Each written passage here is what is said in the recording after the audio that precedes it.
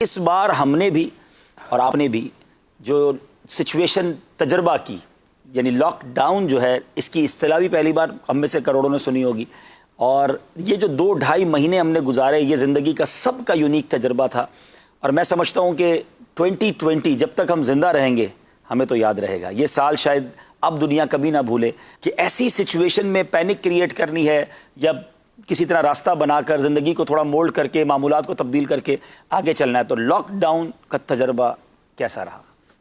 جاری ہے بلکہ یہ تو تجربہ جاری ہے، اور تقریباً جو چیزیں دیکھی ہیں اور جو خود پہ گزری ہیں اس کے اعتبار سے سمجھ آیا کہ انسان کے مزاج میں فلیکسیبلٹی ہونا یہ ایک بہت بڑی خوبی ہے، کہ اس میں اپنے آپ کو مولڈ کر لینے کی صلاحیت ہو، حالات کے مطابق اپنے آپ کو ڈھال لینے کی صلاحیت ہو۔ صحیح۔ کوئی آدمی کسی شے پہ ڈٹ جائے گا نا، اور بچوں کی طرح ضد کرے گا کہ نہیں مجھے یہی چاہیے، مجھے چاند سے ہی کھیلنا ہے، اب چاند ہی توڑ کے لاؤ، تو چاند آنے سے رہا اور یہ بچہ بگڑا رہے گا۔ اس سے بہتر ہے کہ آدمی ہر شے کے پازیٹیو اسپیکٹ کو دیکھ کر اس کے مطابق اپنے آپ کو چینج کر لے۔ ایک حدیث مبارک ہے، نبی پاک علیہ الصلوۃ والسلام نے فرمایا کہ مومن کا معاملہ خیر ہی خیر ہے، اگر اسے نعمت پہنچے تو شکر کرتا ہے، اور مصیبت پہنچے تو صبر کرتا ہے۔ میری بات یہ ہوئی کہ دونوں کے اندر ہی جو پازیٹیو پہلو تھا اس نے اسی کو اختیار کیا۔ نعمت میں شکر کے پہلو کو، ناشکری اور سرکشی کا نہیں اختیار کیا، اور مصیبت کے اندر صبر کے پہلو کو اختیار کیا، بے صبری، شکوہ، واویلا اور چیخو پکار والے پہلو کی طرف نہیں گیا۔ تو پازیٹیو تھنکنگ جو ہے نا، وہ بندے یہ آدمی کو بہت کام آتی ہے۔ طبیعت میں فلیکسیبلٹی ہو، پازیٹیو تھنکنگ ہو اور کریٹیو مائنڈ ہو، کہ آدمی سچویشن کے اندر کسی سوچنے سمجھنے کی صلاحیت رکھتا ہو۔ کوئی مصیبت جو ہوتی ہے یا پریشانی ہوتی ہے، اس کے بارے میں جو اس سے فائدہ اٹھانے والے ہیں نا، وہ یہ کہتے ہیں کہ پرابلم کو پرابلم نہیں کہو بلکہ اسے چیلنج کہو۔ نمبر 1، جب چیلنج کہتے ہیں تو انسان کی فطرت ہے مقابلہ کرنے کی۔ صحیح۔ انسان کہتا ہے مجھے اس سے مقابلہ کرنا ہے۔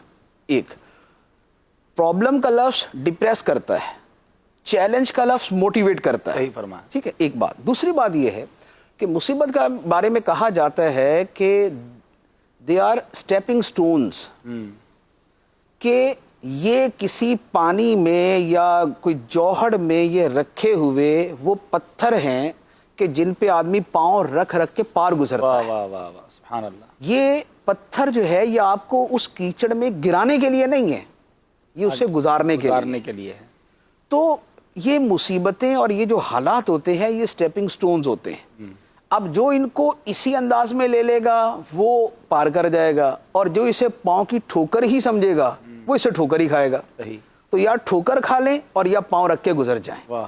تو جو موجودہ حالات ہیں اس میں بھی دونوں طرح کے رویے ہی سامنے آئے، لیکن چونکہ لوگوں کی اکثریت تربیت یافتہ نہیں ہے اور اس طرح کی سوچ نہیں ہے، تو زیادہ تر نے تو اس کو مصیبت ہی سمجھا اور اس سے نقصان ہی اٹھایا۔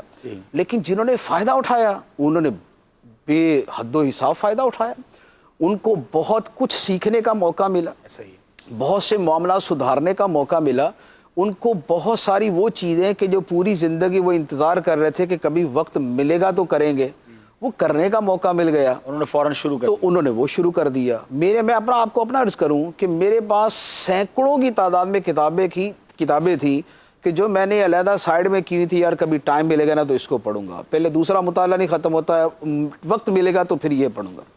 اب موقع مل گیا، موقع مل گیا تو اس کے بعد پھر آپ تھے اور کتابیں، ہم تھے اور کتابیں تھی، اور بس چل پڑھتے رہے۔ اور میں الحمدللہ میں کہوں گا کہ میں نے شاید کوئی اسی ڈیوریشن کے اندر 200 سے زیادہ کتابیں پڑھی ہوں گی۔ اللہ اکبر، 200 کتابیں پڑھ لی؟ 200 تو دن بھی نہیں ہوئے مفتی صاحب، ایک دن میں؟ ہاں، وہ کتاب پڑھنے کا انداز بدل جاتا ہے نا وقت کے ساتھ ساتھ، کہ کب آپ نے لفظ بلفظ پڑھنی ہے، کب آپ نے سرسری پڑھنی ہے، کب آپ نے اس کی جو ہے نا مخصوص چیزیں ہی پڑھنی ہیں۔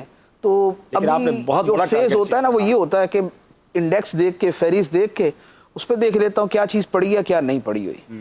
جو پڑھی ہوئی ہے وہ نہیں پڑھتا، جو نہیں پڑھی ہوئی اس کو کاپی پہ لکھ لیتا ہوں، صفحہ نمبر میں 46، 81، 92، 104، اب وہ صفحات لکھ لیے، اس کے بعد اس کو نظر سے گزار دیا، کتاب پوری ہو گئی۔ ماشاءاللہ۔ تو یعنی لاک ڈاؤن سے آپ نے فائدہ اٹھایا؟ میں نے تو الحمدللہ اسے